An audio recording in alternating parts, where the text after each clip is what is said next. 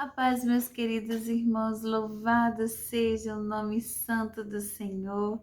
Mais um dia juntinhos aqui no nosso canal, louvamos a Deus por essa oportunidade, sempre abençoada por Deus, porque Ele é o dono da vida, Ele é a própria vida e nos garante essa oportunidade de nos encontrarmos mais um dia no nosso canal, iniciando mais uma semana para a honra e glória do nome do Senhor. Estamos avançando na nossa agenda e hoje estaremos lendo 3 capítulos do livro de Jó. Estamos neste livro tão maravilhoso, neste livro tão grandioso, em comentários sobre Deus, sobre a sua grandeza, sobre o seu poder e majestade, e também sobre este grande momento de aflição na vida de Jó. Vamos então estar lendo hoje, para completar a nossa agenda do dia, os capítulos 13, 14 e 15, e que o Espírito Santo de Deus venha falar aos nossos corações. Estamos felizes por você estar aqui conosco no nosso canal. Se você está chegando agora, se inscreva, curta, compartilhe, deixe o seu comentário também para estar edificando os irmãos, louvando o nome do Senhor, engrandecendo a Ele, para que toda a honra e toda a glória seja do nosso Deus. E você que ainda não começou a ler a Bíblia este ano, ainda dá tempo.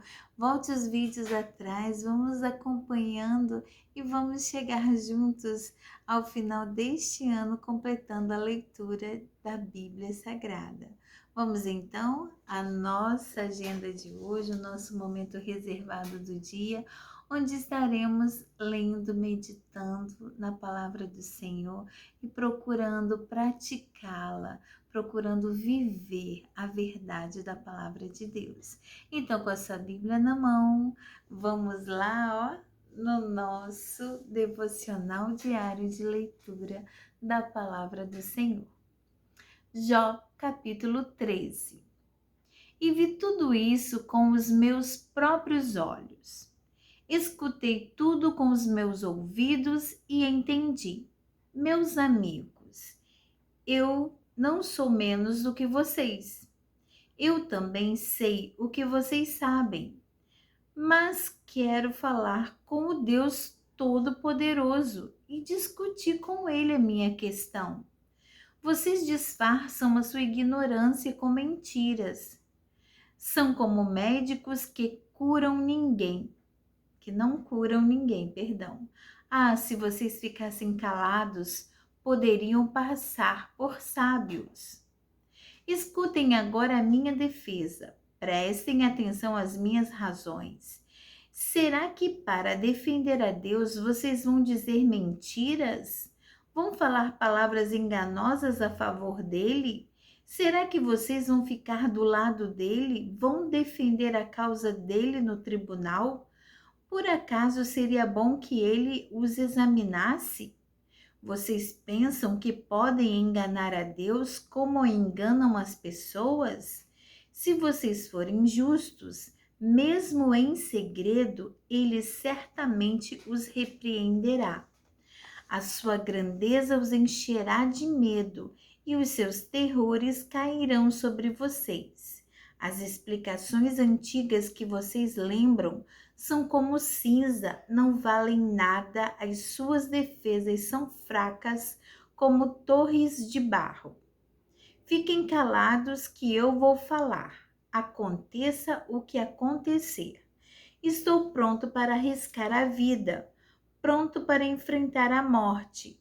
Não tenho mais esperança, pois Deus me matará, mas assim mesmo defenderei a minha causa diante dele. Talvez esta coragem venha salvar-me, pois nenhuma pessoa má iria até a presença dele. Ouçam com atenção o que eu estou dizendo. Escutem as minhas explicações. Estou pronto para defender a minha causa e eu sei que estou com a razão.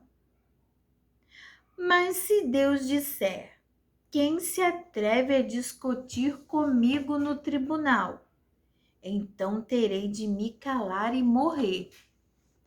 Ó Deus, eu te peço apenas duas coisas, e assim não me esconderei de ti. Não me castigues mais e não me faças sentir tanto medo. Ó Deus, chama-me ao tribunal e eu responderei, ou eu falarei primeiro e tu responderás. Quantas falas e pecados cometi? De que erros e pecados sou acusado? Por que te escondes de mim? Por que me tratas como inimigo? Eu sou como a folha levada pelo vento. Por que me assustas? Sou como a palha seca. Por que me persegues? Tu escreves duras acusações contra mim e queres que eu pague pelos erros da minha mocidade. Prendes os meus pés com correntes, vigias todos os meus passos e examinas os rastros que deixo no caminho. Assim vou me acabando como madeira bichada, como uma roupa comida pela traça. Capítulo 14. Todos somos fracos desde o nascimento. A nossa vida é curta e muito agitada. O ser humano é como a flor que se abre e logo murcha. Como uma sombra, ele passa e desaparece. Nada somos, então por que nos dás atenção? E quem sou eu para que me leves ao tribunal? O ser humano é impuro, nunca produz nada que seja puro. Tu já marcastes quantos meses e dia cada um vai viver. Isso está resolvido e ninguém pode mudar. Para de olhar para nós e deixa-nos em paz até que o nosso dia chegue ao fim, como chega ao fim o dia de um trabalhador. Para uma árvore, a esperança, se for cortada, brota de novo e torna a viver, mesmo que as suas raízes envelheçam e o seu toco morra na terra. Basta um pouco de água e ela brota, soltando galhos como uma planta nova. Mas quando alguém morre, está acabado. Depois de entregar a alma, para onde vai? Como lagoas se secam, como rios que deixam de correr. Assim, enquanto o céu existir, todos vamos morrer. Vamos dormir o sono da morte para nunca mais levantar. Ah, se tu me pusesses no mundo dos mortos e ali me escondesses até que a tua ira passasse e então marcasses um prazo para lembrares de mim. Mas será que alguém tornará a viver depois de ter morrido? Eu, porém, esperarei por melhores tempos, até que as minhas lutas acabem. Então me chamarás e eu responderei, e tu ficarás contente comigo, pois me criastes.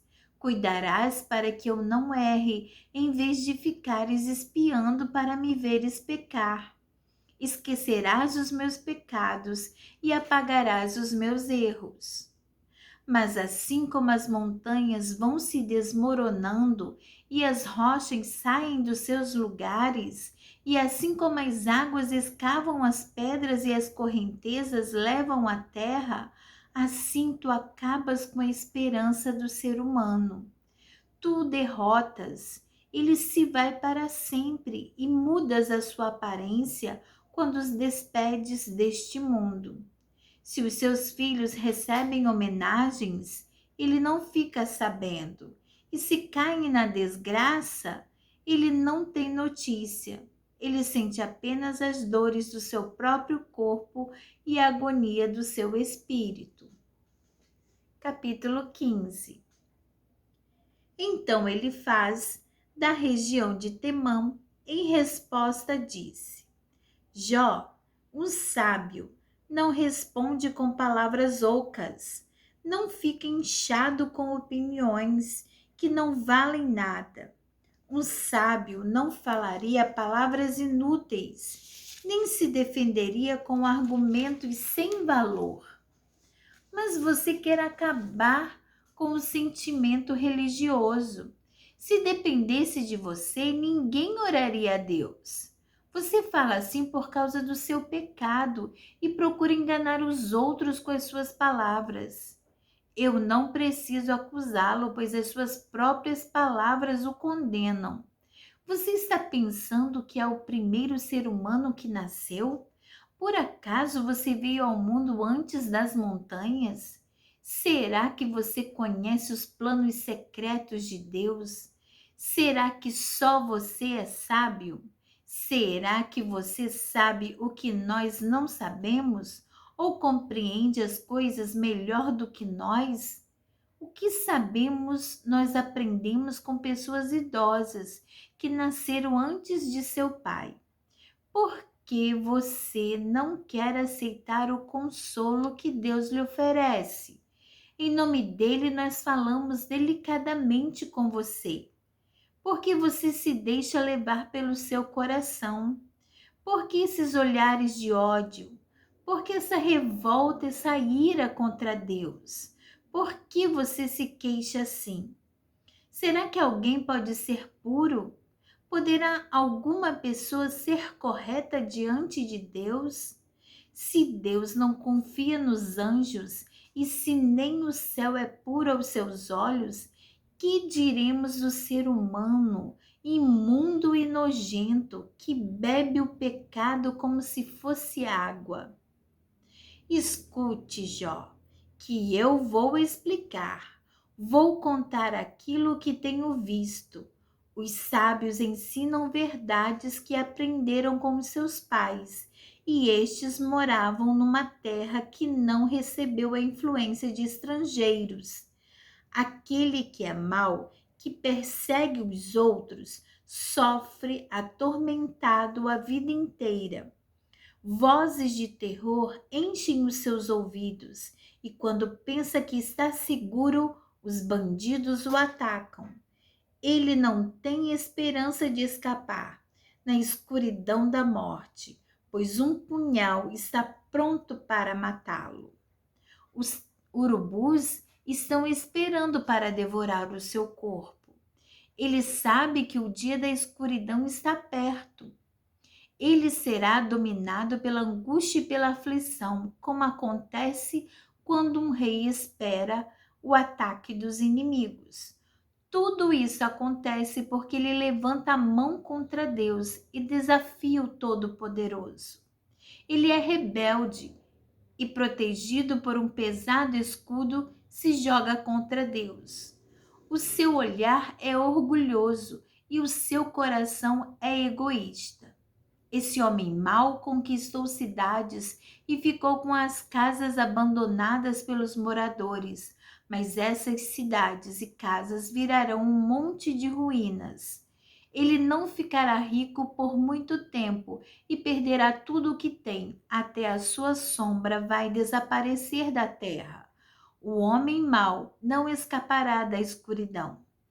Ele será como uma árvore cujos galhos foram queimados e cujas folhas foram levadas pelo vento.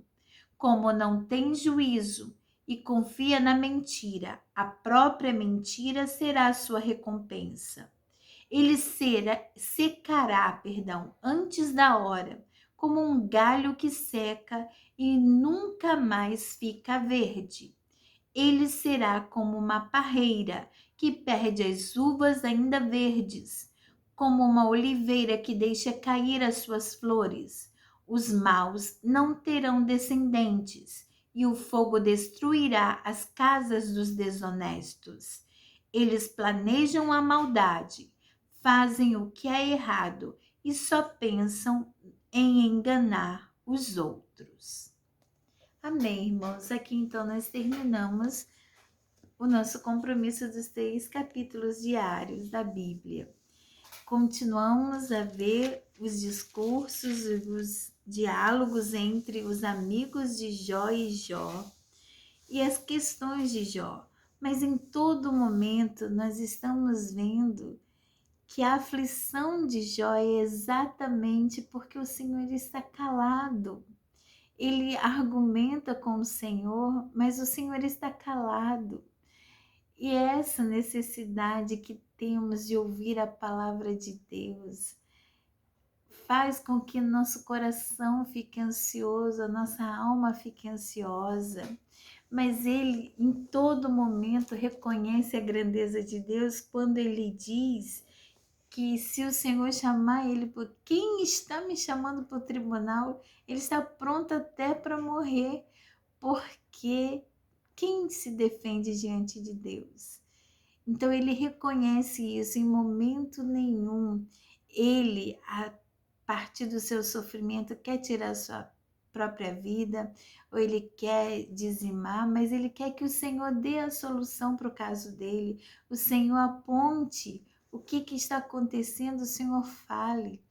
Quantas das vezes nós, em momentos de angústia, em momentos de aflição, também ficamos assim ansiosos pela voz do Senhor, ansiosos pela resposta.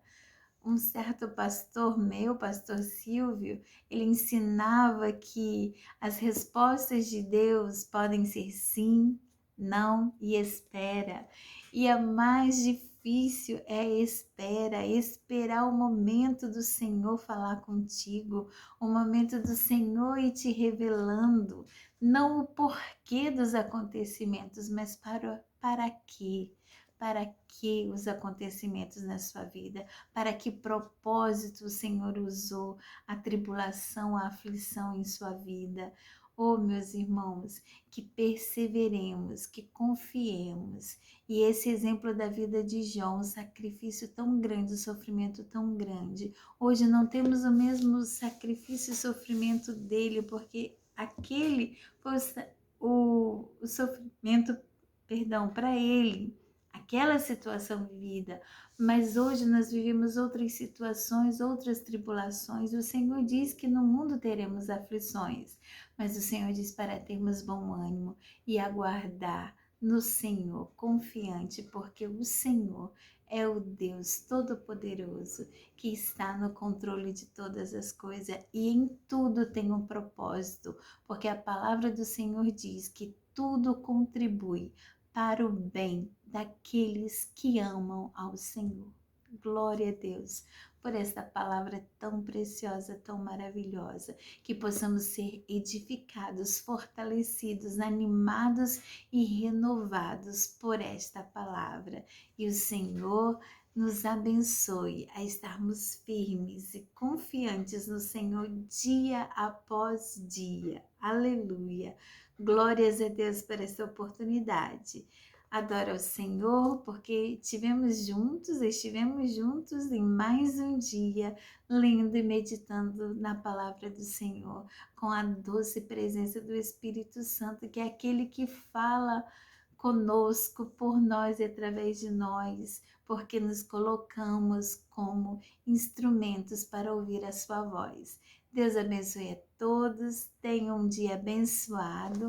Um abraço fraternal da irmã Daniele e, se assim Deus nos permitir, amanhã estaremos de volta para a glória do nome do Senhor.